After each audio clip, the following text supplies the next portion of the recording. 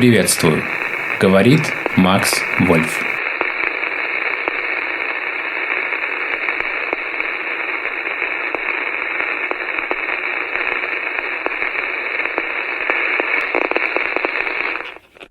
Es kann nicht das Ideal eines Erdteils sein, in jeder Generation einen Krieg zu führen, dem dann Millionen von Menschen geopfert werden. So, es muss schließlich einmal aus all diesen Irrnissen und Wirrnissen dann auch ein Zustand der Ordnung und der Konsolidierung hervorgehen. Und Ordnung und Konsolidierung in einem so großen Erdteil kann dann immer nur eine ganz starke und überragende Nation ausführen und garantieren. Und sie birgt dann auch in ihrer Stärke und ihrer Größe eine gewisse Sicherheit dafür, dass sie als ehrlicher Makler zwischen den Interessen der Völker, der Stämme und der Rassen auftreten kann. Das ist die Absicht, die wir als Deutsche verfolgen. Wenn diese Absicht von anderen Völkern verstanden wird, und wenn andere Völker sich dieser Ordnung einfügen, und wenn sie einsehen lernen, dass es über stammesmäßig bedingte Interessen auch kontinentale Interessen gibt, europäische Interessen, dass vielleicht einmal die Stunde kommen wird, wo wir diese europäischen Interessen anderen Erdteilen gegenüber verteidigen werden müssen. Ich sage, wenn alle Völker in Europa das einsehen werden, dann bin ich der festen Überzeugung, dann wird wirklich dann eine Zeit der Schönheit und der Größe und des Friedens und der Würde eintreten. Первые месяцы 1941 года Геббельс потратил исключительно на попытки втоптать в грязь Уинстона Черчилля. Его ненависть к Черчиллю была глубокой и ожесточенной. Позже его сотрудники утверждали, что не проходило и дня без того, чтобы Геббельс не отпустил в адрес британского премьер-министра несколько оскорбительных замечаний. Он называл Черчилля не иначе как пьяницей, развязавшим войну. Неделя за неделей Геббельс вел яростный спор с Черчиллем. О чем бы он ни писал, он обязательно возвращался к Черчиллю и набрасывался на него со всей своей ненавистью и яростью. Он обнаружил, что в лице Черчилля нет ни одной черты, свойственной порядочному человеку, оно обезображено цинизмом. Его ледяные глаза выдают бесчувственную натуру. Он готов шагать по трупам, лишь бы удовлетворить свое безмерное и ненасытное честолюбие. Черчилль до сих пор не знает, каким образом Англия может выиграть войну. Ответ был ему неизвестен и тогда, когда по его настоянию Британия объявила войну Райху. Он совращает не детей, а целые народы. Для него они не более чем средство достижения цели. Он так же чувствителен, как и бегемот. Черчилль подобен игроку, которого невозможно убедить, что лучше вернуться домой с остатками состояния, чем спустить все до последнего гроша. Что же, прекрасно, пусть Черчилль продолжает игру, расплачиваться придется Англии. Когда настанет время писать историю поражения Британских островов, самая важная глава в ней будет названа Черчилль. Так пророчествовал Геббельс. Геббельс боялся повторить ошибки немецкой военной пропаганды периода Первой мировой войны. Он наставлял подчиненных. Всему миру вновь и вновь необходимо напоминать, что именно Англия объявила нам войну, и теперь она должна за это заплатить. Она попадет в яму, которую рыла для других. Ни в коем случае нельзя допустить, чтобы мы вновь оказались в роли обвиняемых. Геббельс распорядился принять соответствующие меры против западных пропагандистских страшилок, то есть рассказов о немецких зверствах, как в Первую мировую войну об аварцах, поднимающих на штыки младенцев. Реагировал Геббельс и на скептическое отношение немцев к вновь объявившимся союзникам, итальянцам, которые на последней фазе войны с Францией выступили на стороне Германии, и которых немецкая общественность, в общем правильно, расценила как нахлебников. Как только до Геббельса дошли такие отклики, он мгновенно распорядился представить дело так, что Италия не вступала в войну по стратегическим соображениям фюрера, и если бы это потребовалось, Италия вступила бы в войну раньше. Геббельс, впрочем, прекрасно понимал, что вряд ли удастся сломать стереотип об итальянцах как о невоинственной нации. Он знал, что немцы не забыли предательство итальянцев в 15 году, и в последующем старался обратить общее скептическое отношение к союзникам в более приемлемое или нейтральное русло. Это ему удавалось вплоть до выхода Италии из войны летом 43-го. Итальянцы же отвечали немцам взаимной нелюбовью. Единственное, что связывало эти две страны, это дружеские отношения их лидеров, которые не находили отклика ни среди народов этих стран, ни среди их правительств. Еженедельно Геббельс писал редакционную статью для газеты «Райх». Его статьи читались не только в Германии, но и во всей Европе. В том числе людьми, которые не отличались особыми симпатиями ни к НС-движению, ни к германскому правительству. Читатели, настроенные большей частью нейтрально, а порой и оппозиционно, потом утверждали, что их привлекал всего лишь стиль Геббельса, а не содержание его статей. Тем не менее, хлесткие аргументы доктора зачастую достигали своей цели. В статье о поэтах и писателях он так объяснил психологию читателя. Для современников нет ничего более интересного и увлекательного, чем увидеть, какие слова нашел человек их поколения, чтобы передать все, что они сами чувствуют, но не могут выразить в своей беспомощной немоте. Вероятно, так оно и было. На читателя в первую очередь производил впечатление стиль. Тот стиль, которому, по словам самого Геббельса, невозможно было научиться, как невозможно научиться понимать и чувствовать пропаганду. Шпеер вспоминал о Геббельсе того времени так. Он был усердным трудягой, дотошным в претворении своих идей в жизнь, не теряя при этом, однако, из поля зрения общую картину.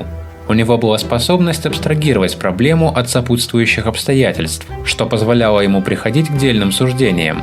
Это впечатление возникало не только благодаря его цинизму, но и логическому ходу его мыслей, по которому было видно, что посещение университета не прошло бесследно. Только в общении с Гитлером он казался скованным. На первой, столь успешной стадии войны он не обнаруживал особенного тщеславия. Напротив, еще в 1940 году он говаривал о своем намерении после победоносного завершения войны всецело посвятить себя своим многочисленным личным хобби, а ответственность должно будет принять на себя новое поколение. Геббельс умел лучше всех развеселить каким-нибудь анекдотом Гитлера и одновременно унизить кого-то из соперников.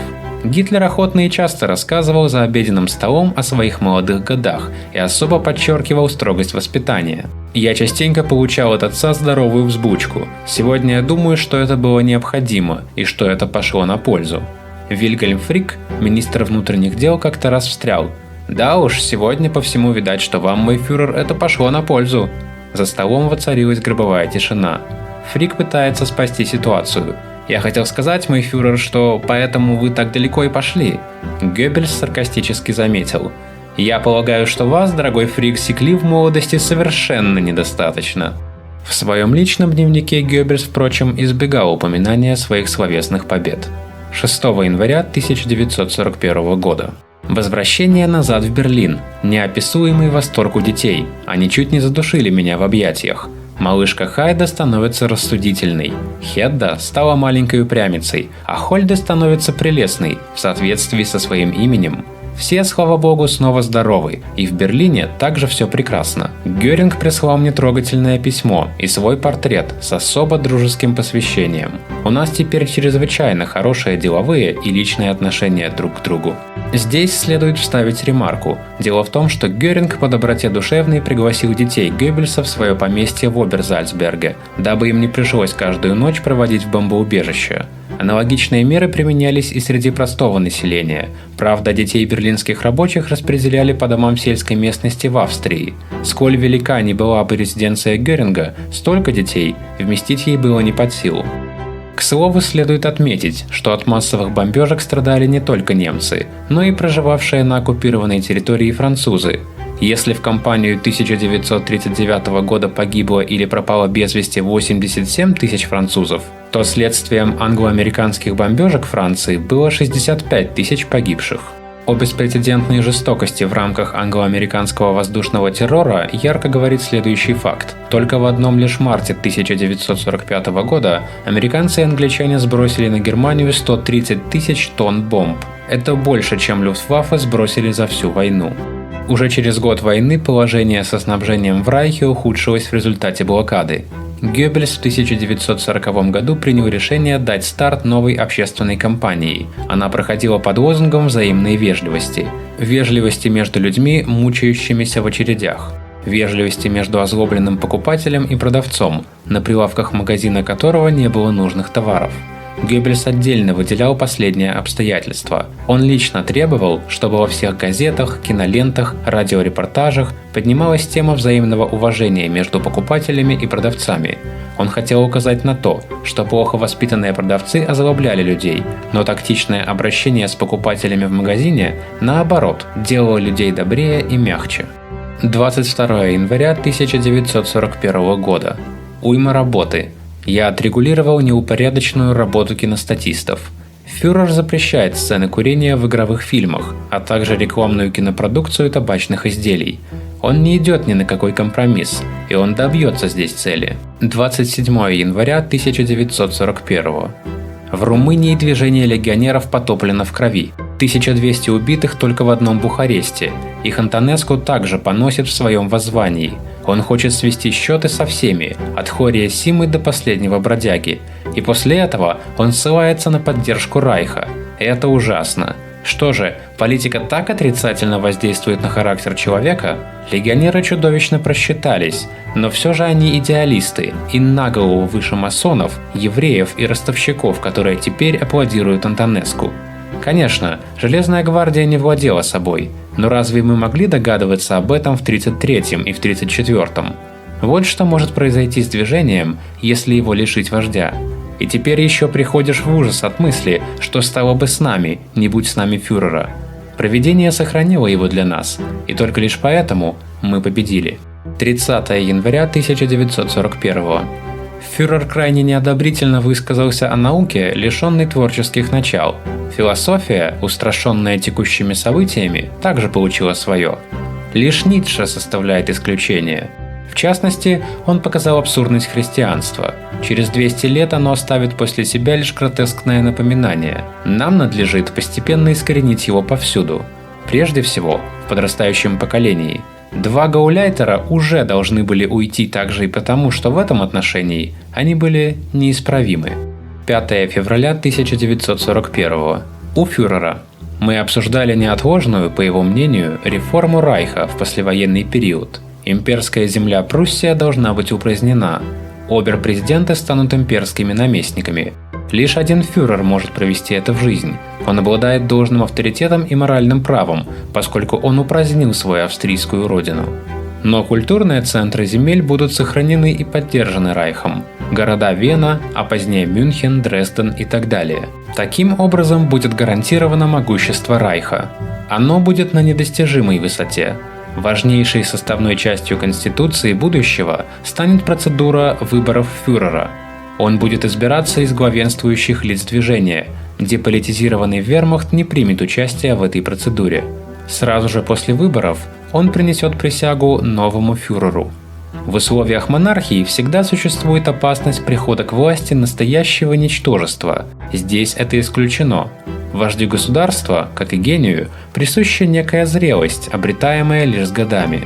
Избранному должны быть предоставлены полномочия, необходимые для руководства. Ему надлежит решать проблемы общегосударственного значения. Как в партии, так и в государстве центральная власть станет более мощной. Но она должна не только управлять, но и руководить. Она получит необходимые деньги, власть и правовые средства для крупных начинаний. Партия должна доминировать также и в государстве. Без партии государством невозможно будет руководить, как в Италии, где государственные органы командуют партийными. С каким успехом? Этому нынче все мы свидетели. Я затронул тему Румынии. Здесь также фюреру все совершенно ясно. Антонеску со своими генералами не добиться признания. Чтобы сохранить свою власть, он вынужден был опираться на легион. Но Хория Сима фюрер невысокого мнения. Человек не того полета. Обилие призывов, ничтожно мало поступков. Теперь он пытается склонить Антонеску к перемирию. Сейчас, разумеется, мы заинтересованы в умиротворении Румынии, поэтому мы должны располагать там партнером, с которым можно было бы надежно взаимодействовать. Я полагаю, для нас выгоднее поддерживать легион, а не Антонеску, но фюрер возражает. Легион подвержен мистицизму и имеет слишком мало общего с реальностью. В настоящий момент основная задача – обеспечить нам замирение на Балканах. 12 февраля 1941. Во второй половине дня выступил в переполненном Шпортпаласте перед руководителями предприятий Берлина. Великолепный прием публики. Сначала выступал Шпангенберг. Довольно сухо, но учитывая специфику аудитории, чрезвычайно эффектно. Затем моя очередь. Серией острот я сразу же завладел вниманием публики. Под несмолкаемые аплодисменты продолжал в том же духе. Выступать перед берлинцами для меня – величайшее наслаждение. Они представляют собой самую признательную публику. Увлеченный, я выступал в наилучшей форме. Теперь я буду делать это чаще. Так нужно, на пользу делу и мне. Крайне усталый, но довольный, вернулся домой. 21 февраля 1941 года. Официальная церемония похорон Партайгеносса Крибеля. Весьма внушительная и торжественная. Фюрер и Гёринг также приняли в ней участие. Гесс выступил с блестящей мемориальной речью, всех нас глубоко взволновавшей. Я немного поговорил с Гёрингом. Он ожидает улучшения погоды, после чего он приступит к массированному применению Люфтваффе. Это было бы более чем желательно. По поводу пропагандистской кампании я с Гёрингом согласен. Он предоставит операторов в мое распоряжение, а не в распоряжение ОКВ. Это абсолютно открытый человек, с ним можно говорить и работать. Мои дети на отдыхе в горах ему по душе, им там прекрасно живется. 25 февраля 1941 года. Вечером в гостях 30 берлинцев, кавалеров Золотого знака отличия. Это давние преданные ветераны партии, которые с самого начала были со мной.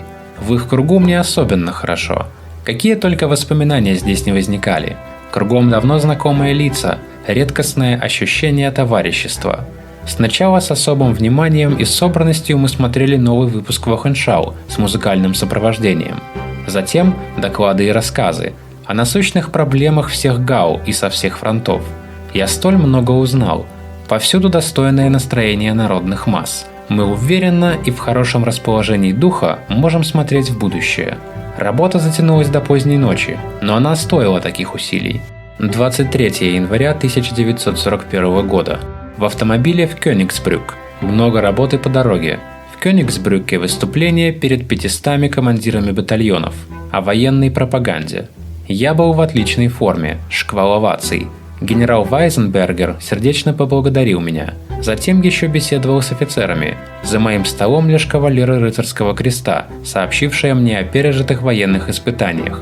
Бравые парни, они заслуживают восхищения и любви. Обратно в Берлин. Wochenschau уже достиг технических, художественных и коммерческих высот и несомненного успеха. Он далеко превосходил по своей пропагандистской эффективности аналогичные киножурналы и противников, и союзников. Манчестер Гардиан писала, что английская военная кинохроника по сравнению с немецким Wochenschau – это вода по сравнению с виски. Геббельс и его министерство по праву гордились этим документальным сериалом. 2 вечера в неделю Геббельс полностью посвящал редактированию Wochenschau. Один вечер он просматривал и компоновал сырой материал. Во второй вечер он редактировал готовый выпуск. Обычно из 150 километров пленки для одного выпуска оставляли 600-800 метров. Можно себе представить, каковы были масштабы работы. Немецкие документалисты с гордостью говорили, что народ Германии ходит в кино не ради художественных фильмов, а ради Wochenschau. 13 марта 1941. Мы – величайшая кинодержава Европы. Сводка СД. Приемлемое настроение народных масс во всей стране. Все в ожидании наступательных действий. В самолете читал, исправлял, обсуждал документы. Время пролетело воистину молнией. Примерно в полдень прибыл в Линц. Город представлял собой сплошное море флагов. Кроме того, это божественное весеннее небо. Эй Грубер встречал меня со своим руководством ГАУ. Торжественный въезд в город, как в мирное время. Здесь лишь немногое напоминает о войне. Дети, эвакуированные из Берлина, выстроились цепью у гостиницы. Они все розовощеки и здоровы, и вовсе не хотят возвращения в Берлин. Обербургомистр выступил с хорошей речью. В ратуше профессор Фиг представил мне план реконструкции Линца. Грандиозная работа, в которой были учтены воззрения фюрера. Линц будет преображен в центр культурного противодействия все возрастающей индустриализации. Излюбленный план фюрера, но его реализация в его родном городе все же застопорилась. Гёрингверке – великолепное сооружение. Кроме того, и обширное жилищное строительство, которым Эйгрубер занимается особенно энергично. Вообще, он производит впечатление весьма энергичного и подвижного человека. Он справится с этим делом. В Леондинген. Возложение венка на могилу родителей фюрера. Момент величайшего напряжения. В доме, где фюрер провел свои юношеские годы. Здесь многое изменено. Такому месту это не пошло на пользу. Несмотря на это, я был крайне потрясен. Жители Леондингена встретили меня с особым воодушевлением. Поездка в Санкт-Флориан, к монастырю, в котором творил Брукнер. Бесподобная постройка в стиле барокко. Мы хотим здесь избавиться от попов и использовать здание для высшей школы музыки и брукнеровского сообщества. Великолепный план. Бесподобный мраморный зал. Орган Брукнера. Его последний ученик играл на нем. Час духовного средоточия. Затем я занял место внизу, у склепа с его гробом, расположенного как раз под органом, за которым он творил столь долго. Крестьянский парень, пленивший мир своей музыкой. Эта страна богата не только достопримечательностями культуры, истории, но также и истинными знатоками искусства. В этом я убедился во время вручения премии культуры ГАУ в загородной резиденции. Сказал также сам пару слов о грядущих культурных задачах Линца. Постоянно проезжаю сквозь бесконечные ряды людей, невыразимое воодушевление, и при этом люди еще не знали, что вечером прибудет фюрер. Вечером отправился на собрание, через грандиозные людские массы, бесконечное ликование, в переполненном зале необычный подъем народа. Я рассказывал о военно-политическом положении. Каждое слово прерывалось неистовой овацией. Был в отменной форме. Потом краткое выступление гауляйтера. И затем на митинге совершенно неожиданно появился фюрер. Буря воодушевления вообще не поддается описанию. Фюрер был бодр и энергичен. С величайшим подъемом он выступал в течение получаса. Абсолютная уверенность в победе. Народ был ошеломлен. Поездка через бесконечные людские цепи. В отеле. Вышли из комнаты фюрера и затем с ним на балкон, и сверху любовались его родным городом. Он просто обожает этот город, и это вполне объяснимо. Он хочет воздвигнуть здесь центр новой культуры, полностью противоположный Вене, постепенно уходящей в тень. Он не любит Вену не только из соображений политической нецелесообразности.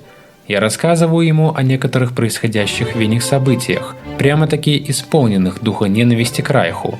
Это вызывает в нем глубокое возмущение. Но к Линцу у него особый пиетет. Я сообщаю ему о своих впечатлениях, и они его весьма радуют.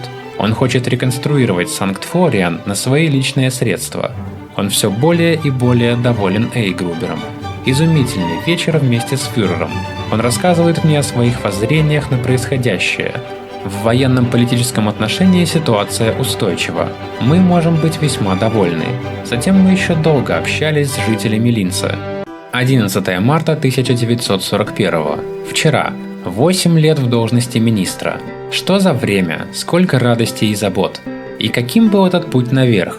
Я весьма благодарен судьбе. Фюрер уже рано утром отбыл на осмотр города Линца. Дружеское расставание. Отлет из Линца. Я получаю бесчисленное количество подарков. В полете ускоренные темпы работы. Издалека сияют снежные вершины гор. Грандиозная встреча в Вина-Нойштадте. И торжественный въезд в город. Ликующий народ. Вена отмечает свой национальный праздник. С Ширахом обсудили некоторые проблемы. У Шираха грандиозный скандал с Риббентропом, но у кого же его нет? Демонстрация на Хельденплац. 200 тысяч участников. Вена бурлит. Грандиозное воодушевление. Выступил наилучшим образом. Надеюсь, что теперь прозреют также и в Вене. После того, как я покинул Хельденплац, людям представилась возможность для непосредственного общения. Это продолжалось 3/4 часа. Затем я удалился. Нечто подобное я переживаю редко, и это оппозиционная Вена. Отлет из Вина-Нойштадта. В полете много работы. Просмотрел уйму документов. Выделил значительные денежные средства на разнообразные цели. В сумерках прибыл в Берлин. 16 марта 1941. Обсуждал вместе с Керлем проблему церковной прессы. Он хотел бы ее спасти, но я за то, чтобы покончить с ней, воспользовавшись благоприятным случаем. И никогда впредь издавать я ее не разрешу. Она вела себя по-свински, и это во время войны. 21 марта 1941. Вместе с Розенбергом и Кессом обсуждал вопросы киноискусства. В этом они оба мало что понимают. Но вот фюрер по наитию совершенно правильно расценивает все проблемы кино. Гесс насмехается над Риббентропом. Более мы вообще не будем обращать внимания на его письма. Моему примеру следуют многие. Риббентроп – невыносимый субъект.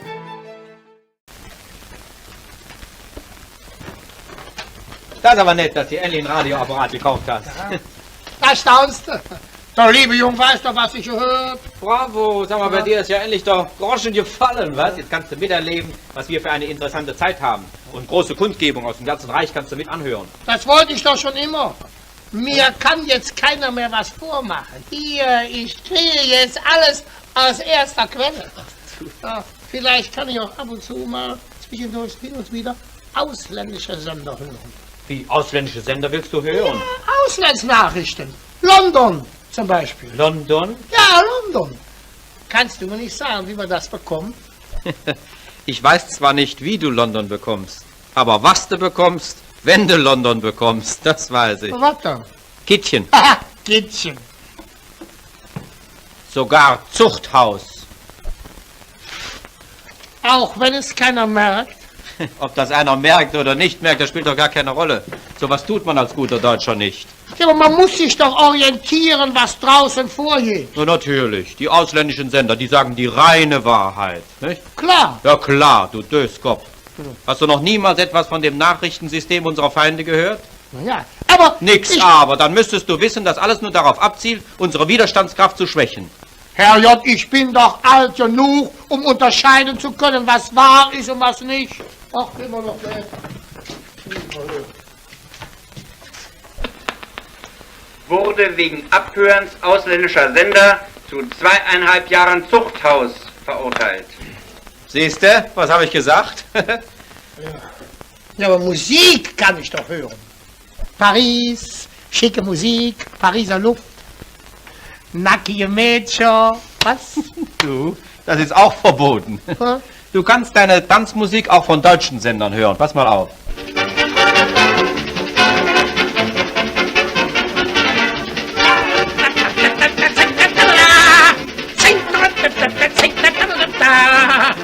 Da ist das nicht herrlich? Das alles nur für 2 Mark im Monat. Bloß für 2 Mark, das ist doch für... Du sag, ob ich da die Ermäßigung kriegen kann? Wie, warum willst du denn Ermäßigung haben? Ja, weil ich doch jetzt kein ausländischer Sender mehr hören darf.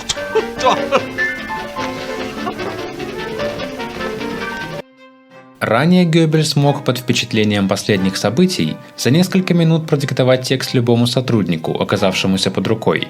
Иногда он даже откладывал другие дела, чтобы поскорее отправить статью в типографию. Он диктовал из головы, без каких-либо предварительных набросков, при этом расхаживал взад-вперед, без остановки излагая свои мысли. Иногда он подкреплял их жестикуляцией и патетическими интонациями в голосе, то угрожающе поднимая сжатый кулак, то с размаху ударяя рукой по столу, как будто стоял в это время на трибуне. Он ни на минуту не прерывал поток слов и без всякой паузы говорил «Конец. Все». Стенографист уходил, статью перепечатывали. В редких случаях Геббельс вносил в нее незначительную правку, но обычно даже не пробегал ее глазами. Отсюда и происходили его напористые и броские сентенции, порой грубые и сформулированные на скорую руку. Но теперь он подходил к задаче совершенно иначе. Он заранее делал предварительные заметки. Он готовил цитаты или краткие выдержки из необходимых книг. Затем, обычно поздно вечером, он закрывался в кабинете и писал статью в черновом варианте. Теперь свои статьи он редактировал по 2-3 раза, а некоторые и по 7. Когда, наконец, написанное удовлетворяло его, он не передавал статью секретарю, а звонил личному стенографисту и диктовал ее всю, от начала и до конца по телефону. Ее тут же перепечатывали и представляли Геббельсу, который еще раз проходился по ней карандашом, пока на свет не появлялся окончательный вариант, соответствующий тому, что он называл совершенством. В результате Геббельс выработал блестящий, ясный, почти аскетический стиль, построенный на отточенных фразах и прекрасно подобранных словах, передающих все нюансы мысли. Казалось, он стремился вернуться к годам своей ранней юности и к традиции древнегреческих и римских мастеров прозы, которых он штудировал в школе. Многие из его статей скорее напоминали упражнения в латыни, чем настоящий немецкий язык. Создавалось впечатление, что их писал не человек, ведущий жестокую и беспощадную борьбу, а победитель, выигравший сражение и размышляющий о недавних событиях с бесстрастной отчужденностью. Победитель, которому не подобает раздражаться, тем более впадать в неистовство. Помимо еженедельных редакционных статей, Геббельс писал и множество других, которые анонимно или под псевдонимом печатались в Völkische Beobachter и других газетах. Кроме того, он готовил многочисленные речи, которые сразу же диктовал, поскольку в них шла речь о делах жизненной важности. В дополнение ко всему вышеперечисленному он составлял директивные письма гауляйтерам, циркуляры своим пропагандистам и агентам, следил за бесперебойной работой гигантского аппарата Министерства пропаганды, осуществлял надзор за всей кинохроникой и почти за всей кинопродукцией. Все это в совокупности – статьи, речи, директивные письма, циркуляры и управление Министерством пропаганды – Геббельс называл методами ведения интеллектуальной войны. Он справедливо считал себя своего рода генералом, а свое министерство – генеральным штабом, и придавал своей пропагандистской войне не меньшее значение, чем той войне, где вермахт проливал свою и чужую кровь. Директивы по ведению интеллектуальной войны разрабатывались каждое утро на совещаниях под председательством самого министра. Начинались они в 11 часов. За ними следовали 2 пресс-конференции – в час дня и в 5 часов вечера, на которых Фридше и другие помощники Геббельса передавали прессе утвержденные утром указания. Присутствие на утренних совещаниях в конференц-зале по соседству с кабинетом Геббельса вменялось в обязанность руководителям всех департаментов – радио, немецкой и зарубежной прессы, театра, литературы, кино и всех прочих. В основном говорил Геббельс, остальным полагалось внимать ему. Изредка представитель Министерства иностранных дел робко замечал, что его начальник, то есть Риббентроп, не совсем разделяет точку зрения министра пропаганды по тому или иному вопросу. Однако обычно разногласия между Геббельсом и Риббентропом не выносились на всеобщее обозрение, а становились предметом переписки. 2 чиновника, которые вели обмен письмами, посмеивались над тем, что их министры до такой степени не ладят друг с другом.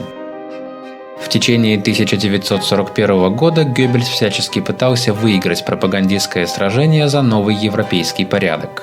Сложилось весьма парадоксальное с точки зрения пропаганды положение. Пока велась война, пропаганда успешно помогала армии подавить сопротивление противника.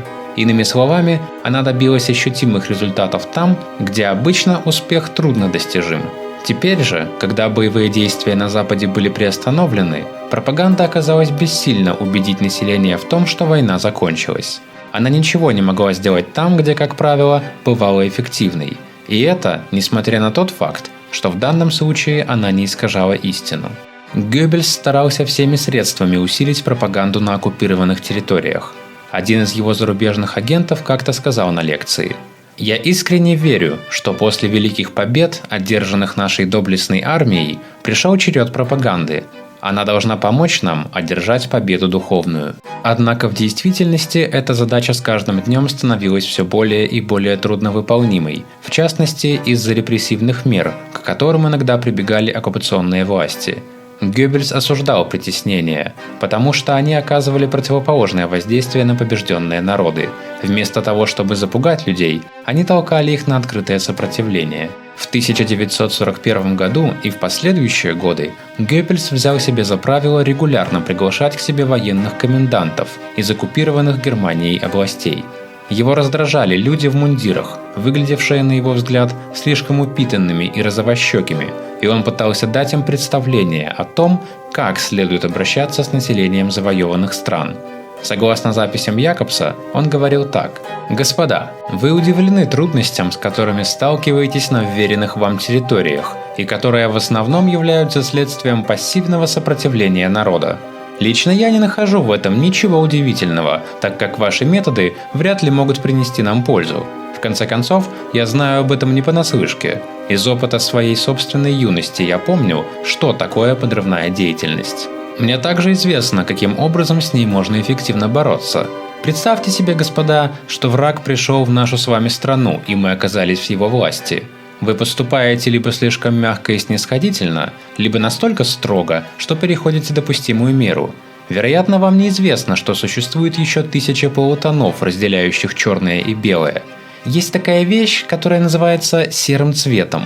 Вражеским оккупационным властям в нашей стране достаточно было бы составить списки выдающихся немцев и опубликовать их с коротким объяснением. При первой же попытке саботажа, при первом же покушении хотя бы на одного солдата, 20 человек из списка будут немедленно казнены. Простите, господа, позвольте привести в пример себя. У моей супруги весьма обширный круг друзей. Вам не кажется, что она тотчас же обратилась бы к ним? Большинство из них старые члены партии. В случае оккупации Германии врагом они, разумеется, перешли бы на нелегальное положение, чтобы руководить подрывной деятельностью. Так вот, не кажется ли вам, что она бросится к своим друзьям из числа руководителей подполья и станет их умолять: «Ради бога, прекратите бессмысленное сопротивление, неужели вы хотите, чтобы были убиты лучшие люди нации?» Уверяю вас, господа, жена каждого из вас действовала бы в том же духе, если бы мы поменялись с побежденными местами. Но сейчас мы взяли верх, поэтому и должны поступать соответственно. По мнению Геббельса, BBC не удалось бы привлечь к себе внимание населения оккупированных стран, если бы не их сообщения об арестах и казнях заложников. Он утверждал, что пропаганда союзников работала крайне неэффективно, во всяком случае на первых порах. Так он говорил и своим сотрудникам в Министерстве пропаганды, об этом же твердил и в своих радиопрограммах.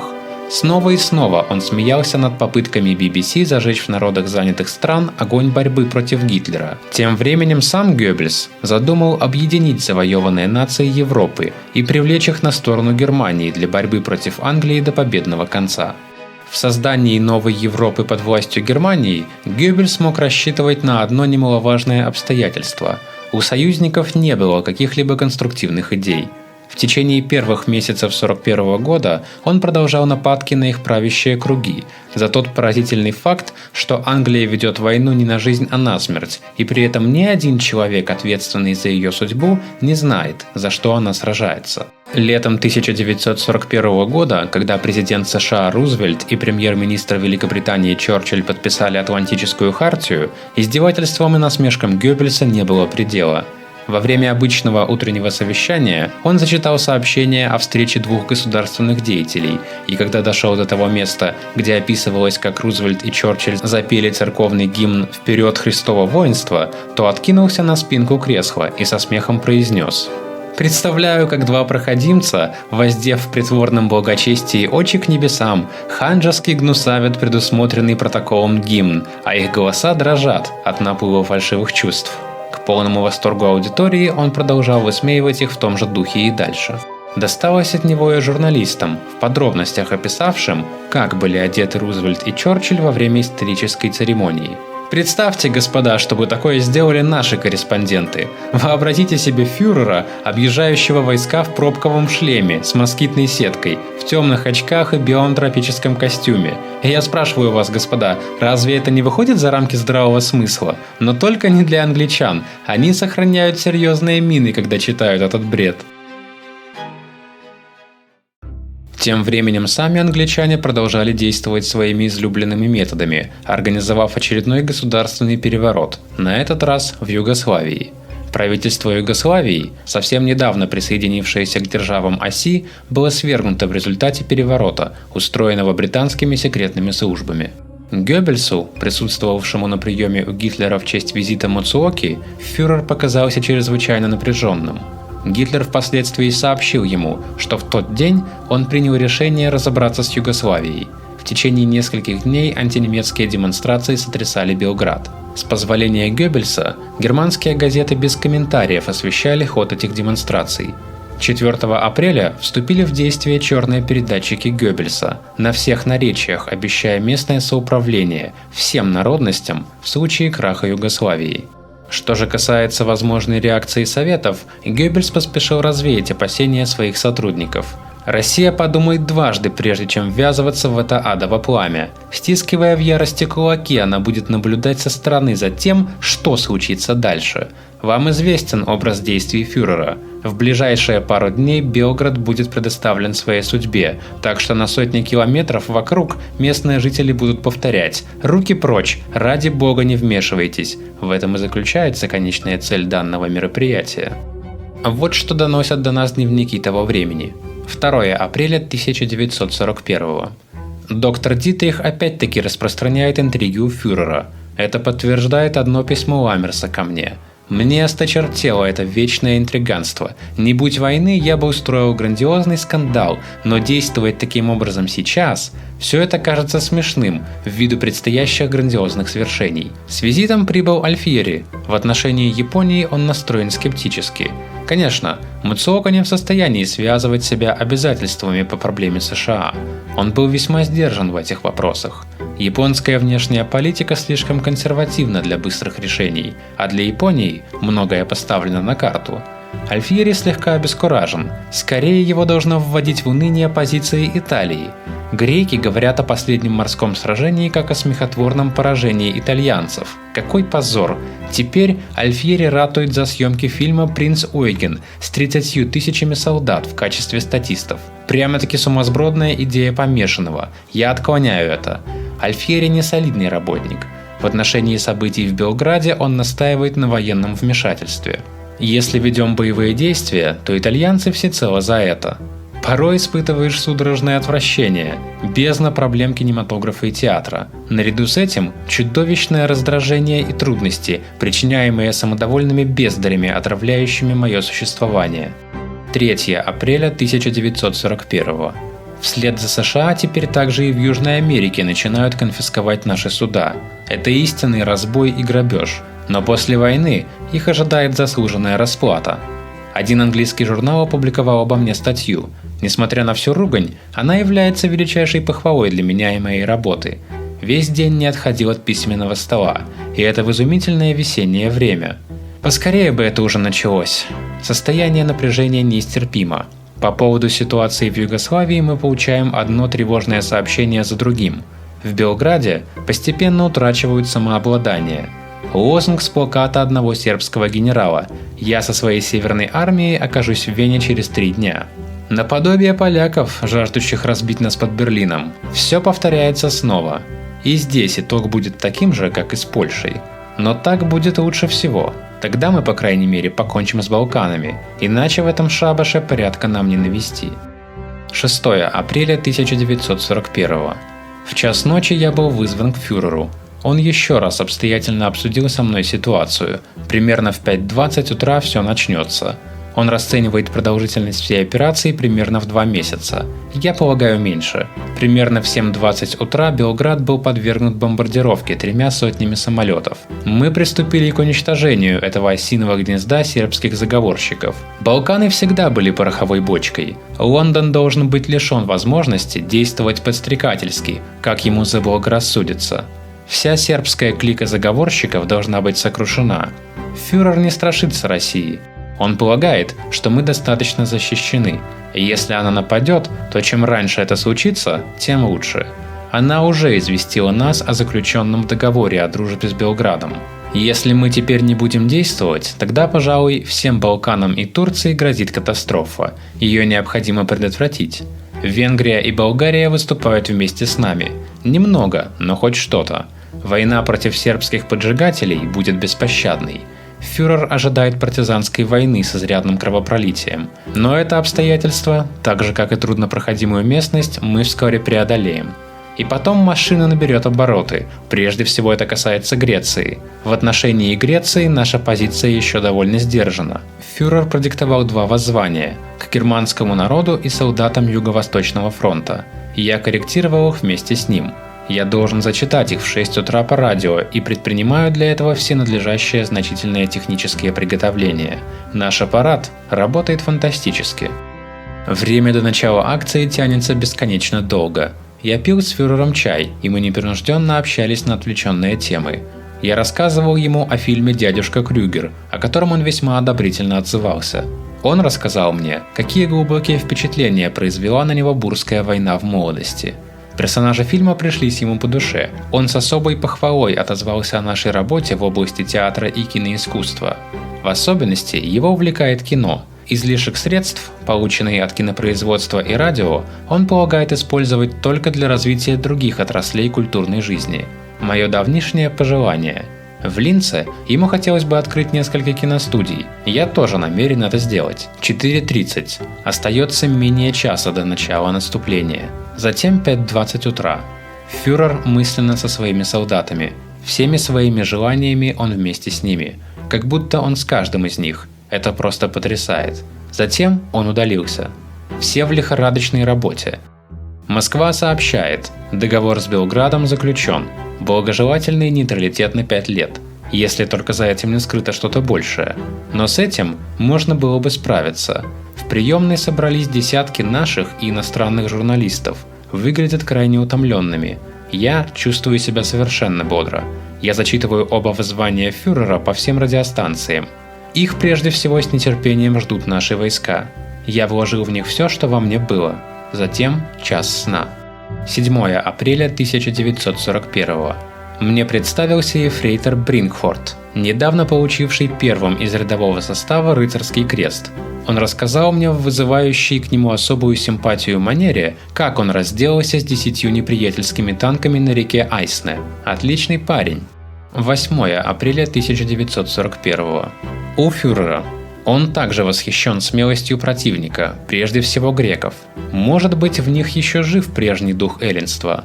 Сербы сражаются отчаянно, но когда-нибудь начальное сопротивление будет сломлено, и тогда начнется массовое отступление. Подробности о ходе операции еще не поступали, пока она на начальном этапе своего развития. Фюрер запрещает бомбардировать Афины. Это правильно и с его стороны благородно. Рим и Афины – Мекка для него. Он сожалеет, что приходится воевать против греков. Если бы там не обосновались англичане, он никогда бы не оказал поддержки итальянцам, поскольку это их дело, и они сами должны разрешить его. Фюрер – один из приверженцев античности. Он ненавидит христианство, искалечившее все знатные слои. Христианство и сифилис по Шопенгауэру лишили человечества счастья и свободы. Какие различия между благосклонным и мудрым Зевсом и искаженным страданием ликом распятого Христа? Также и в самом представлении о божествах у античных народов больше благородства и человечности, чем при христианстве. Сколь значительно различие между мрачным собором и открытым всем античным святилищем.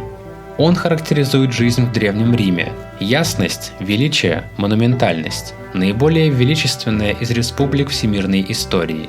Я охарактеризовал фюреру несколько образчиков английской пропаганды. Над ними можно лишь только смеяться.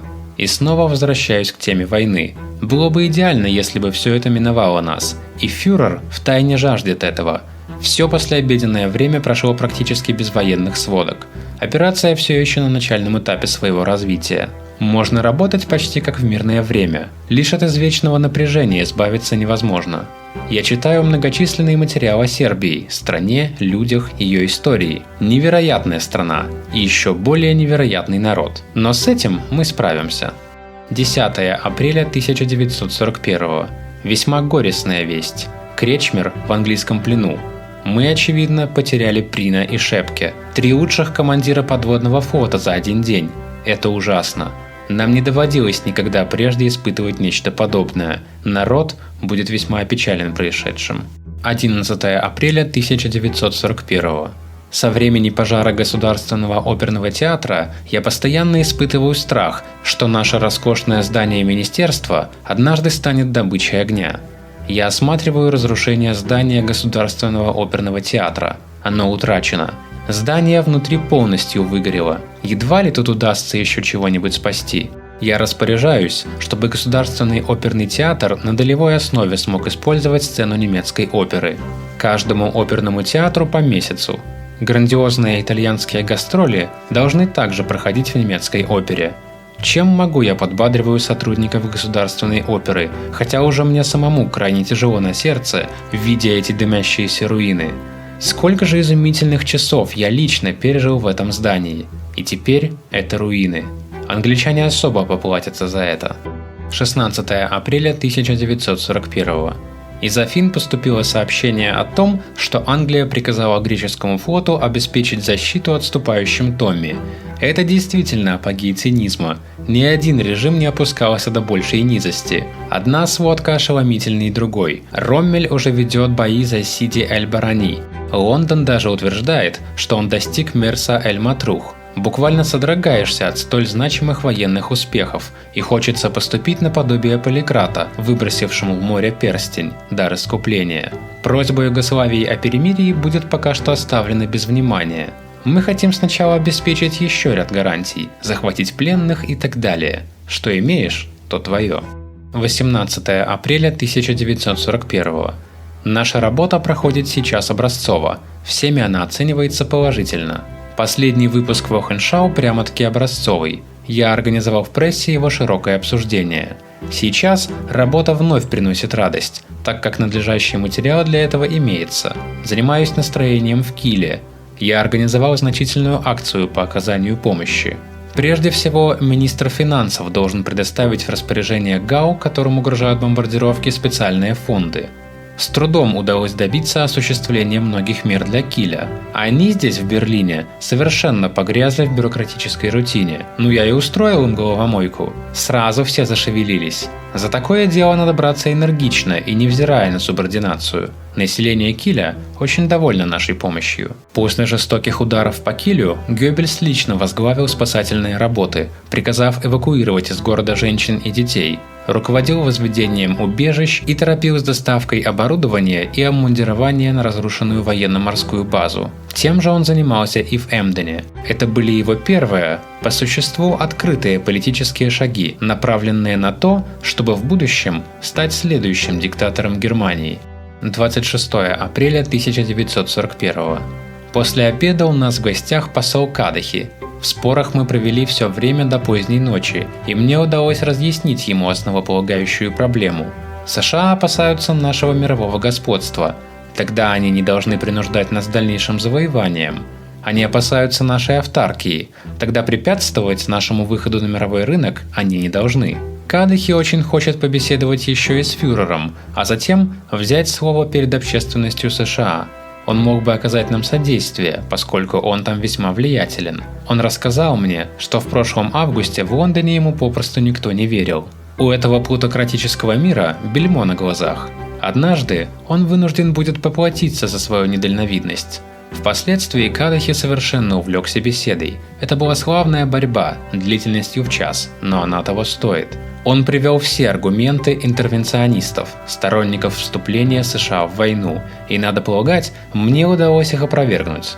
Он считает, что я должен однажды выступить в США. В настоящее время меня бы там попросту убили, а позднее, кто знает. Что за бесподобный весенний день? Каким изумительным может быть свет? А мы совершенно не можем этим наслаждаться. Все же сколь глупы люди. Жизнь столь коротка, и люди делают ее себе еще более сложной.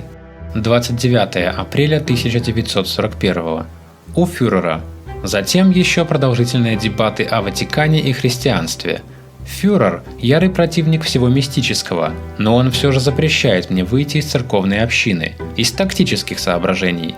И за весь этот вздор я выплачиваю уже свыше десятилетия свой церковный налог. Это причиняет мне наибольшее страдание. 30 апреля 1941. Я запрещаю расширять перечень имеющих броню должностей в сфере театрального искусства. Наши молодые актеры должны быть на фронте. Именно им это особенно необходимо. У фюрера. Обсуждение военно-политической ситуации. Он с печалью отзывается о том, что вообще ему пришлось выступить против Греции. Греки этого не заслужили. Он ратует за самое гуманное обращение с ними, насколько это только возможно. Итальянцы поступают как раз наоборот. Сами они заслуживают только ненависть. А мы теперь должны сохранять спокойствие. Брекер, который при этом присутствовал, был крайне печален. Его жена гречанка. Наше вступление в Афины приветствовалось некоторыми греками. Если бы итальянцы были вместо нас, несомненно возникли бы крайне серьезные осложнения. В отличие от нас, им свойственно крайне бесцеремонное обращение с населением. Альфьери глуп и рассуждать самостоятельно не способен. Истинное ничтожество. Чиано заносчив, дерзок и благодаря нашим военным успехам сегодня вновь преуспевает. Призывы помощи Лондона к США вызывают тревогу. Предел цинизма не обращать внимания на участь обманутых британцами народов. Едва ли возможно что-то худшее. Мы смотрим в выпуске Wochenschau кинорепортаж о нашем вступлении в Афины. Самого фюрера это вовсе не радует. Он столь растроган участью Греции. Все это набедокурили нам господа союзники. 1 мая 1941. У фюрера. Я с некоторым опозданием подарил ему к дню рождения статуэтку Леды с лебедем работы Содерны. Он был очень рад этому. И коллекцию 100 подлинных французских карикатур, посвященных ему лично. Она вызвала у него невероятный восторг. С величайшим удовольствием мы перелистали ее всю. 3 мая 1941. Я вручаю 32 сотрудникам Вохеншау крест за военные заслуги. 1,5 часа в дебатах с Альфьери. Вначале ожесточенная перебранка. Он жалуется, что мы не сразу предоставляем итальянцам Далмацию и Грецию. Это уж слишком. Они должны сами разобраться с хорватами о теме Далмации. И Греция? Кто ее завоевал? Итальянское общественное мнение? Как будто бы у нас нет общественного мнения. Он утверждает, что дружественные отношения итальянцев к немцам надломлены. Они требуют слишком многого от нас. Они могут располагать всем, что они завоевали, но они и должны были хоть что-то завоевать. Мы достигли пределов возможного и даже перешли их. Что слишком много, то слишком много. Спокойствие мне давалось с трудом. Альфьери рассеян и глуп. Объяснить ему что-либо удается с трудом. Итальянцев повсюду очень не любят, и они бы хотели сделать нас виновниками своей непопулярности. Так не пойдет. Я высказывал ему в корректной форме крайне неприятные вещи. Во всяком случае, теперь мы вышли за пределы дипломатического этикета. С ними нам еще предстоят хлопоты. У профессора Климша осматривал его новые пластические произведения «Утро», «Вечер» и «Анадиамена». Они предназначены для нашего сада. Воистину великолепны. Климш – самый маститый среди наших воятелей. Гений. Как он работает с мрамором. Истинное наслаждение наблюдать за ним. Пусть этот старик живет еще долгие годы. 4 мая 1941. В Греции с войной покончено. По отношению к нам у греков почти нет ненависти, зато тем сильнее она по отношению к итальянцам. В Северной Африке ожесточенные бои за Тобрук, который все еще удерживается англичанами. Итальянцы все более наглеют в своих требованиях. Вся Далмация, управление всей Грецией, Хорватией и, кроме того, Черногорией. Их поведение не выдерживает никакой критики, и уже обучают в своих школах, что Италия разгромила Францию. И несмотря на все это, престиж режима все еще весьма подорван. В Хорватии ненавидят Италию, насколько это вообще возможно. А мы в сравнении с ними котируемся очень высоко. Итальянцы хотели бы привести к власти в Хорватии итальянского принца. Вот так и надо. Реакция в духе фашизма. Просто беда. 7 мая 1941. Вечером гости из Люфтваффе. Оберст Шмидт, майор Шумахер и капитан фон Верра, только что вернувшийся из Канады и США. Он рассказывал нам до 2 ночи о своем полном приключении побеге из Англии, Канады и США. Совершенно удивительная история, которую можно лишь передать, написав об этом книгу. Интереснейший, увлекательный вечер. Этот юноша, 26 лет, истинный герой. Им можно лишь восхищаться. Какие сыновья есть нынче у нашего народа? Они достойны этого великого времени. 9 мая 1941. После войны мы должны занять главенствующее положение на европейском кинорынке. С доктором Мюндлером обсудил вопросы Райха. Газета добилась великолепного успеха. Мои статьи во многом содействуют этому. Тираж в 1 миллион. Я поднимаю вопрос. Больше статей, но меньше объема. Актуальные проблемы излагать более сжато. У современного человека слишком мало времени, чтобы читать длинные опусы. Рехенберг возвратился с фронта, с железным крестом 1 степени. Он был задействован в качестве воздушного десантника под Коринфом. Рассказал мне, что наши ребята совершали настоящие героические поступки, и прежде всего наши ПК тоже особо отличились. Он весьма невысокого мнения о боеспособности англичан. Ему необходимо сразу же возвратиться назад, к новому боевому заданию. К сожалению, Италия причинила нам своими постоянными поражениями ощутимый ущерб. Если бы этого не случилось, Петен был бы на нашей стороне, а Франко, может быть, нашел бы свой путь, и Гибралтар был бы уже в наших руках, и Турцией тогда можно было бы овладеть. Что бы это значило, трудно себе представить. Тогда мы без труда обосновались бы на Среднем Востоке. Суэц, как спелое яблочко, упал бы нам в руки, а Англия либо уже капитулировала, либо была бы на последнем издыхании. То, что все это лишь мечты, в этом мы должны быть благодарны нашим господам-союзникам. Фюрер самым резким образом осуждает Франко, изъяны его интеллигентности и отсутствие мужества, несмотря на многочасовые усилия, так и не удалось привести его к смелому решению. Паяц, самонадеян, заносчив и глуп, а его Серрано Суньера просто иезуит. Франко только с нашей помощью пришел к власти. За власть надо самому бороться. А Италия? Лучше не говорить об этом. Папен сообщает из Турции. Там пока все неопределенно. Может быть, все же удастся склонить их в нашу сторону. О боеспособности арабов фюрер по праву невысокого мнения. Они не могут противостоять современному оружию. Для этого у них нет ни воли, ни достаточных умственных способностей. А вот работа чехов в области вооружения высоко оценивается фюрером. До сих пор не было ни одного акта саботажа. То, что они делают, всегда надлежащего качества, приемлемо и солидно. Чехи достойно показали себя на деле, они прилежны и надежны, более чем весомое нам подспорье. Поставленное ими вооружение нам весьма пригодилось. Они и сейчас продолжают это делать. Причины кадровых перестановок в СССР пока еще не совсем ясны. Утверждают, что Сталин пытается наладить с нами контакт. Надеюсь, что это не так. Розенберг получил от фюрера задание разрабатывать восточный вопрос. Ничего хорошего из этого не получится. Он может только теоретизировать, но не организовывать. ТАСС решительно опровергает сообщение, что СССР концентрирует войска на западной границе. Очевидно, Сталин все же опасается. Какая разница между опровержениями ТАСС несколько месяцев назад, в которых нас откровенно или подспудно оскорбляли? Так все меняется, когда на тебя угрожающе направлен расчехленное дуло орудий. Звонила Магда. Она с детьми приехала в Аусзее. Вся деревня встретила ее флагами и песнями. Сейчас семья, к счастью, в безопасности. Слава богу. Какой длинный день. Я так устал, что просто валюсь с ног. Как долго мне придется после войны наверстывать отдых и сон? 13 мая 1941. Я ощутил в немецкой военной корреспонденции, прежде всего о войне в воздухе, некоторые признаки фронтового цинизма. Сообщая о воздушных налетах, стараются характеризовать их как мастерскую работу и тому подобное.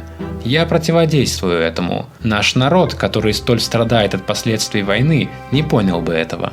Я также энергично выступаю против вновь появившихся гротескных преувеличений прессы, типа «Лондон в море огня» и так далее. Они в будущем нанесут нам только ущерб. Мы не можем пробуждать никаких надежд, если они уже вскоре не могут быть осуществлены. Стиль нашей пропаганды во время войны должен быть твердым, мужественным, без налета сентиментальности, трезвым, но без явной бравады. Хвастовство здесь неуместно. Я также отвергаю то, что теперь все немецкие товары военного времени выпускаются словом «немецкие». Немецкий чай, немецкий кофе и так далее. Иначе в конце концов любое дерьмо будет именоваться немецким. Едва ли это достойный стиль наглядной пропаганды. Однако решение подобных сиюминутных пропагандистских проблем нельзя даже сравнивать с задачей, которая вдруг встала перед Геббельсом и которую он так и не смог решить. Ему не удалось найти маломальски вразумительное объяснение полету Рудольфа Гесса, заместителя фюрера по партии. Sie waren uns der Garant des Sieges. Sie sind uns der Garant des Friedens. Adolf Hitler! Sieg Heil! Sieg Heil! Sieg Heil!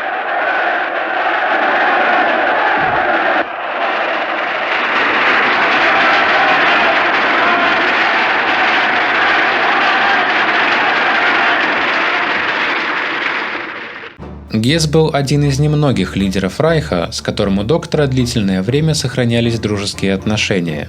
Дружба с Рудольфом и его супругой Ильзе связывала Йозефа еще с 20-х годов. Теперь же этот лидер просто-напросто испарился. Полет Гесса поразил Геббельса так же сильно, как и весь остальной мир. Когда министру пропаганды сообщили новость по телефону, он потерял дар речи. Через полчаса Фриджа зашел к Геббельсу в кабинет, но не застал его там. Он позвонил ему домой, но ему ответили, что министр уехал в свою загородную резиденцию в Ланке. Только через 2 часа Фриджа удалось связаться с ним. Он спросил у Геббельса, какие будут указания, каким образом следует освещать это невероятное происшествие и какими причинами объяснять бегство. Геббельс ответил мрачно и немногословно. «Сегодня я не приеду в министерство». Фридше возразил: «Но мы должны сказать хоть что-нибудь». Тогда Геббельс пробормотал обреченно: «Говорите, что хотите, я не знаю, что вам посоветовать. Бывают обстоятельства, справиться с которыми не под силу даже лучшему пропагандисту». Спасать положение вызвался глава департамента печати Райха доктор Отто Дитрих. Результат получился удручающе жалкий. Он не придумал ничего лучше, чем предложить распространить слух, что Гесс стал жертвой несчастного случая, когда выполнял задание над вражеской территорией. Министерство пропаганды возражало, поскольку опровергнуть подобную версию не составляло особого труда. Тогда Дитрих придумал иное объяснение. На Гесса нашло помрачение рассудка, и он, движимый своими пацифистскими убеждениями, улетел в Англию. Более того, следовало добавить, что его нельзя считать изменником и перебежчиком, так как ему просто-напросто нечего выдавать противнику. Parteigenosse Hess, dem es aufgrund einer seit Jahren fortschreitenden Krankheit vom Führer strengstens verboten war, sich noch weiter fliegerisch zu betätigen, hat entgegen diesem vorliegenden Befehl es vermocht, sich in letzter Zeit wieder in den Besitz eines Flugzeuges zu bringen. Am Samstag, den 10. Mai gegen 18 Uhr, startete Parteigenosse Hess im Aufzug wieder zu einem Flug, von dem er bis zum heutigen Tage nicht mehr zurückgekehrt ist. Ein zurückgelassener Brief zeigte in seiner Verworrenheit leider die Spuren einer geistigen Verrückung, die befürchten lässt, dass Parteigenosse Hess das Opfer von Wahnvorstellungen wurde. Der Führer hat sofort angeordnet, dass die Adjutanten des Parteigenossen Hess, die von diesen Flügen allein Kenntnis hatten und sie entgegen dem ihnen bekannten Verbot des Führers nicht verhinderten bzw. sofort meldeten, verhaftet wurden. Unter diesen Umständen muss also leider die nationalsozialistische Bewegung damit rechnen, dass Parteigenosse Hess auf seinem Fluge irgendwo abgestürzt bzw. verunglückt ist. Когда Геббельс прочитал придуманное Дитрихом объяснение, с ним случился приступ истерии. Как можно было сказать, что Гесс, бывший заместителем самого фюрера, сумасшедший? И какие после этого мысли возникнут в умах немецких обывателей? Не станут ли они спрашивать себя, а может быть все окружение Гитлера состоит сплошь из душевно больных? Однако прекрасно отлаженный механизм Министерства пропаганды уже заработал, и эта версия успела облететь весь мир еще до того, как англичане сообщили, что Гесс приземлился в Шотландии. Таким образом, геббельсовским пропагандистам, по крайней мере, удалось первыми распространить сенсационную новость. Геббельс придерживался того мнения, что Гесс не мог нанести по престижу Третьего Райха более сокрушительный удар. Он даже называл поступок Гесса более тяжким преступлением, чем бегство с поля боя. Позднее он пересказал Якобсу свой разговор с Гитлером во время долгой прогулки по саду рейхсканцелярии. По его словам, он снова расспрашивал Гитлера о случае с Гессом, и тот подтвердил, что незадолго до своего полета в Англию Гесс заходил к нему. Гесс спросил фюрера, не изменил ли он свое намерение продолжать войну с Англией, на что Гитлер ответил отрицательно. Тогда Гесс на свой страх и риск решил полететь в Англию и выступить в качестве посредника. Вот как он описывает это в своем дневнике. Вечером поступает чудовищное сообщение. Гесс, вопреки приказу фюрера, стартовал на самолете, и с субботы о нем ничего не известно. Приходится думать, что его нет в живых. Его адъютанты, которые одни только и знали об этом, арестованы по приказу фюрера. Мы должны немедленно опубликовать коммюнике. Тяжелый, почти невыносимый удар. В настоящий момент все это трудно понять. Мне звонят из Бергхофа. Фюрер совершенно потрясен. Какая картина предстала миру? Второй человек после фюрера, душевно больной. Чудовищно и невероятно. Сейчас надо сжать зубы. И прежде всего как-то объяснить эту поистине мистическую ситуацию. В настоящий момент я не вижу выхода, но он обязательно найдется. Я даю указания прессе и радио сообщить о происшедшем, и никаких комментариев. И затем ждать реакцию. Лондон обязательно даст о себе знать. И мы не должны остаться в долгу. Гесс постоянно носился с идеей достижения мира. Пожалуй, он был слишком одинокий в этой ежедневной борьбе, ну и не выдержал. Нам придется весьма непросто с этим делом. Я приказываю немедленно убрать его изображение из последнего выпуска Wochenschau. Сообщения Рейтер пока еще довольно спокойны, но буря разразится уже через несколько часов. Повсюду мне не дают покоя телефонными звонками, гауляйтеры, райхслайтеры и так далее. Никто не может вообще поверить в это безумие. Это звучит так абсурдно, что все это можно было бы принять за мистификацию. Фюрер распорядился, чтобы работа Гесса в партийной канцелярии была продолжена. Я должен поехать в Оберзальцберг. Там я узнаю подробности. По телефону нельзя ни о чем говорить. Ужасный вечер. Какие апокалиптические сообщения теперь последуют из Лондона? Меня занимает полностью только этот один вопрос. Но мы одолеем и это. Может быть, даже скорее, чем кажется сейчас. 14 мая 1941. Вчера. Снова был такой сумасшедший день. Сразу рано утром начали поступать самые невероятные тревожные сообщения и предположения. Полная неразбериха. От предательства до мирной миссии. И, наконец, некая определенность. Гесс в Шотландии приземлился на парашюте. Его машина разбилась, а он вывихнул себе ногу. Затем его подобрал какой-то крестьянин, а позднее он был арестован ополченцами. Какая-то трагикомедия. Можно одновременно смеяться и плакать. На службе. Проинструктировал Фриджи и Бёмера. Призвал коллегию министерства соблюдать выдержку и дисциплину. Пока царит полное молчание. Нет никаких слухов. Настроение у народа чертовское. Самолетом полетел в Вайнринг. Оттуда на машине в Оберзальцберг. Дорогой работа с избытком. Фюрер меня уже ждал. Я читаю письма, которые Гесс составил для фюрера. Полный хаос. Он намеревался отправиться в Англию, чтобы прояснить свое безвыходное положение. С помощью лорда Гамильтона в Шотландии свергнуть правительство Черчилля и так добиться мира, сохранив при этом лицо Лондона. А то, что Черчилль сразу же прикажет его арестовать, это он, к сожалению, упустил из вида. Бесконечно глупо. И таким дураком оказался человек, наиболее приближенный к фюреру. Просто невероятно. Его письма изобилуют незрелым оккультизмом. Профессор Хаусхофер и его жена были при этом явно злыми гениями. Они искусственно возвели своего великого в эту роль. У него были видения, он просил составить гороскоп и тому подобная чепуха. И такой руководит Германией. Все это можно объяснить его стремлением к здоровому образу жизни и его неуемным вегетарианством. Просто какая-то патологическая ситуация. Все случившееся пришлось объяснить помешательством. А как иначе можно все это объяснить? И прежде всего нашим союзникам по оси, которые начали сомневаться в нашей верности Союзу. В то, что это сумасшедшая выходка Гесса, никто нам не верит. Гесс проявил чертовскую недисциплинированность. Для фюрера он больше не существует, он совершенно потрясен. Еще и это надо ему пережить. Он говорит о нем очень жестко, но признает за ним склонность к идеализму. Для общественности мы публикуем новое сообщение, в котором несколько разъясняются причины происшедшего. В народе особое беспокойство. По праву задаешься вопросом, как мог второй человек после фюрера оказаться дураком? Герострат и неудавшийся мессия. Очевидно, у него сдали нервы. Это все столь гротескно и абсурдно, что в это трудно поверить. И это именно сейчас. А тем временем набирает обороты вражеская чудовищная пропаганда. Просто истинный потоп. Но о настоящих причинах Черчилль почти не говорит. Да ему и не нужна дискуссия о мире. А Дав Купер снова проявил себя истинным дилетантом. Будь я английским министром пропаганды, я бы знал, что мне делать. Риббентроп летит в Рим, чтобы проинформировать Муссолини. Я долго и подробно обсуждал с Гёрингом этот случай. Его оценка звучит уничтожающе. Фюрер упраздняет должность заместителя фюрера и учреждает партийную канцелярию, которой будет руководить Борман. А затем фюрер выступает перед рейхсляйтерами и гауляйтерами. После первоначальной растерянности царит безграничное возмущение. Гёринг консолидирует чувство преданности. Сейчас все тесно сплотились вокруг фюрера. Сейчас надо объединиться и сохранять выдержку.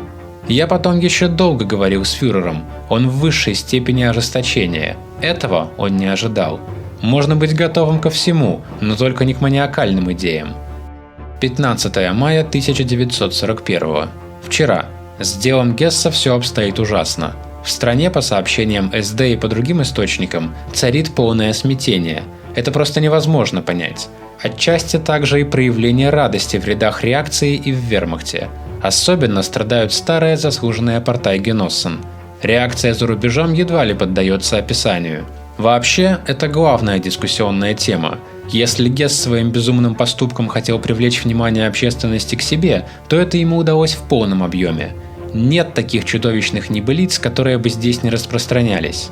Одно неплохое сообщение. Официальные круги в Лондоне заявляют, что Гесс хочет мира, но с опорой на силу Германии. Опасность состоит в том, что ему припишут чудовищно эффективное заявление, но пока этого еще не произошло. В США все газеты и пишут только о нем. Глупец. Беседовал с Магдой. Она тоже глубоко потрясена.